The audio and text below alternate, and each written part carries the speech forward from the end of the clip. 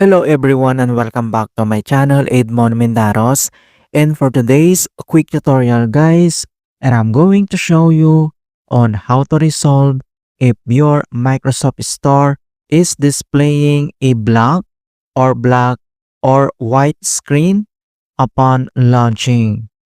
So the Microsoft Store blank white screen can occur for different reasons. So there are some possible causes of this error like internet connections issues, corrupted system files, or corrupted Microsoft Store cache, and the third-party applications. Kung paano ba natin ito i-fix, and without further ado, and let's go ahead. So the first solutions we will do is to reset the Microsoft Store. Kung paano ba yan natin gawin, all you have to do is to press the Windows key plus letter R on your keyboard. Pagsabayin mo lang yan.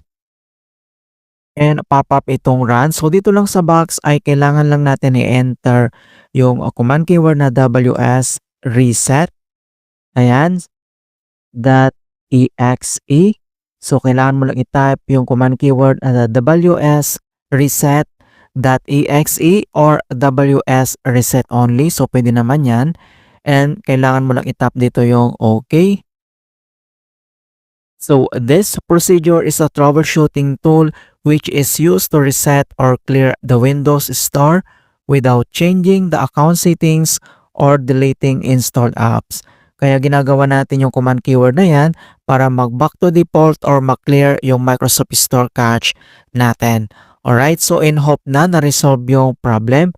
But if the error is still persists, so ang next solution na pwede natin gawin is to open up on a search menu.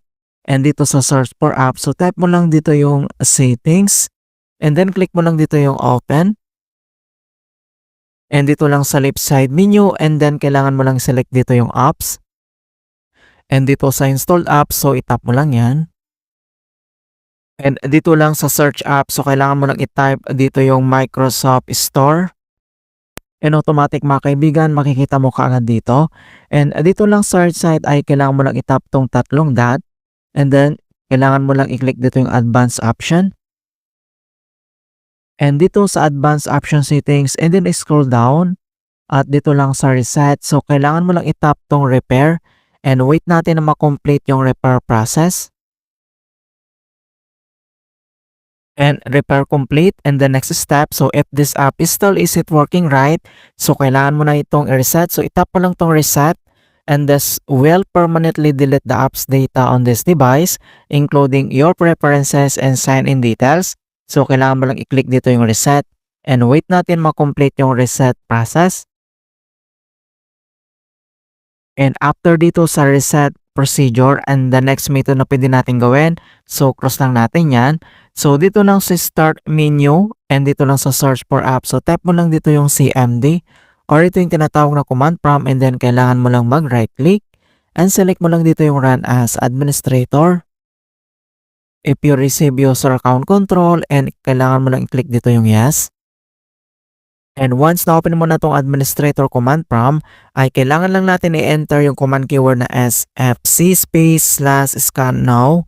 So in all small letter lahat, and then yung /scan now ay one word yan, and then press mo lang yung enter. And beginning system scan, this process will take some time. Beginning verification space of system scan.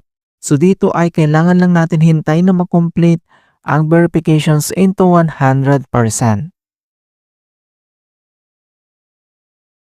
And finally, verifications 100% complete. And the next step, so close lang natin tong CMD at dito lang sa start menu. And kailangan mo lang mag-restart. Click mo lang yan. Alright, so ganoon lang po kasimple on how to fix Microsoft Store displays a blank, black, or white screen error. And please don't forget to like this video and subscribe to my channel for more quality content. Thank you guys, and see you in my next tutorial.